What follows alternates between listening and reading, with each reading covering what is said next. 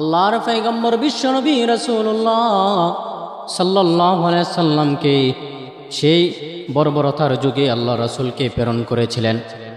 আল্লাহ তাআলা আল্লাহর পয়গম্বরকে সেই বর্বরতার যুগে, অন্ধকার যুগে, জাহিলিয়াতের যুগের মধ্যে প্রেরণ করেছিলেন। আল্লাহ রাসূল সাল্লাল্লাহু আলাইহি সাল্লাম তিনি ওই সামান্য 63 বছর হায়াতের জিন্দেগি পেয়ে তিনি সমস্ত জাহানকে, শুধু মক্কা নয়, মদিনা নয়, সমস্ত জাহানকে এমনভাবে পরিবর্তন করে দিয়েছেন। আরে ভাই, লক্ষ্য করে দেখুন, যে আরবের মধ্যে ছিল, যে আরববাসীরা এমন হিংস্র জাতি ছিল, যদি মরুর প্রান্ত দিয়ে যদি গর্ভধারিণী মহিলা যদি হেঁটে যায়, ওই মহিলাকে টেনে এনে তারা কি করত? বাজি ধরত। বাজি, এক প্রকার বাজি ধরে বলতো, একজন অপরকে বলতো ওই মহিলার গর্ভে কি আছে বলো। একজন বলতো কন্যা সন্তান, আরেকজন বলতো ওই মহিলার গর্ভে রয়েছে ছেলে সন্তান। একজন আরেকজন বাজি ধরার পর কাঠটা সঠিক হবে, সঠিক হওয়ার জন্য তারা একে অপরে কি করত? মহিলাটাকে জমিনের মধ্যে শোয়াইয়া দিত। শোয়াইয়া ওই গর্ভধারিণীর মহিলার পেট থেকে ছিঁড়ে ওই বাচ্চাটা এনে দেখতো ওই বাচ্চাটা কন্যা সন্তান নাকি ছেলে সন্তান। সেই অন্ধকার জাহিলিয়াতের যুগের মধ্যে আল্লাহ রাসূলকে প্রেরণ করলেন।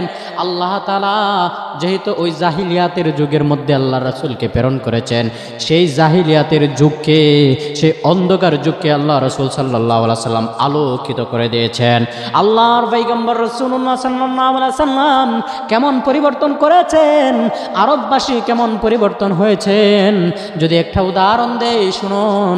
একদিন এক মরুর প্রান্ত দিয়ে একজন মহিলা হেঁটে যাচ্ছিল। মরুর এক প্রান্ত দিয়ে একজন মহিলা হেঁটে যায়, আরেক প্রান্ত দিয়ে আরবের একজন যুবক হেঁটে যায়। আল্লাহর পয়গম্বরের হাতে কলমে শিখানো সে সাহাবাদের চরিত্র কেমন, আহারে লক্ষ্য করে দেখুন। ওই মরুর প্রান্ত দিয়ে যখন মহিলা হেঁটে যায়, আর মহিলাটা দূর থেকে দেখতেছিল, এক আরবের যুবককে দেখতেছিল। আরবের যুবককে দেখে মহিলা ভয়ে তরতর করে কাঁপতে লাগলো। কেননা আরবের যুবকরা মহিলাদেরকে এমনি ছাড় দেয় না, মহিলাদেরকে দেখলে তারা দর্শন করে, তাদের ইজ্জত নিয়ে টানাটানি হেনস্থ করে দেয়। সেই মহিলা ভয়ে কাঁপতেছে, আর তাকাইয়া দেখে যুবকটি তার দিকে এভাবে হেঁটে হেঁটে আসতেছে।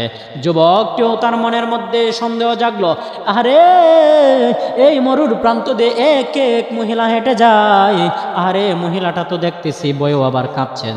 আমি সামনে গিয়ে আমি তার কাছে গিয়ে আমি জিজ্ঞেস করি ওই মহিলা কোথায় যাবে, কেনই বা ভয়ে কাঁপতেছে। মহিলার পাশে গিয়ে ওই যুবকটি বলে, ওগো মা, আপনি ভয়ে কেন কাঁপতেছেন? আপনার কি হয়েছে? আপনার গন্তব্যস্থান কোথায় বলুন, আমি আপনার গন্তব্যস্থানে নিয়ে যাই। বৃদ্ধ মহিলাটি ভয়ে কাঁপতেছে এবং ওই ভয়ে কাঁপতে কাঁপতে সুরে বলতেছে, হে যুবক, তুমি বলো, তুমি কি এই আরবের যুবক নাকি অন্য কোনো রাষ্ট্রের যুবক?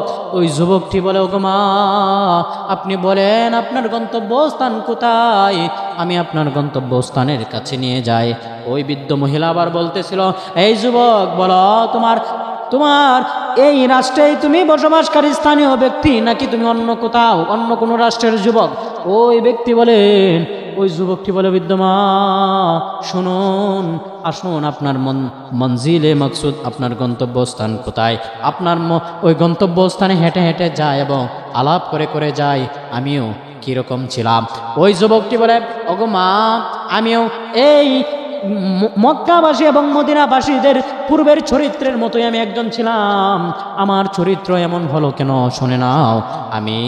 আমি এমন একজন রাসূল পেয়েছি, আমি এমন একজন নবী পেয়েছি যে আল্লাহর রাসূল, আল্লাহর পয়গম্বর, আল্লাহ থেকে সত্য বাণী আমাদের কাছে বলে, আমাদের কাছে যখন উপস্থাপনা করে আমরা সেগুলো শিক্ষা পেয়ে আমরা সব কিছু শিক্ষা পাই। হে মা শুনো, এই মরুর প্রান্তে তোমাকে যদি কেউ দর্শন করে, তোমার ইজ্জত নিয়ে যদি কেউ টানাটানি করে, তোমাকে যদি কেউ না দেখে, আরে শুনে রাখো, আল্লাহর পয়গম্বর আমাদের রাসূলুল্লাহ সাল্লাল্লাহু আলাইহি সাল্লাম আমাদেরকে শিখিয়েছেন, কেউ মরুর প্রান্তে দেখুক না দেখুক, আপনাকে যে সৃষ্টি করেছে, আমাকে যে সৃষ্টি করেছে, সব কিছুর খালিক আল্লাহ তাআলা স্বয়ং সব কিছুই তিনি দেখতে পান। এবং আল্লাহ তাআলার কাঠ গড়ায় কিয়ামতের দিন সব কিছুর হিসাব দিতে হবে। আহারে, তাহলে অন্তরের মধ্যে যদি আল্লাহ তাআলার ভয় যদি ঢুকে যায়, আল্লাহ তাআলা এবং আল্লাহ রাসূলের ভালোবাসা যদি অন্তরের মধ্যে ঢুকে যায়,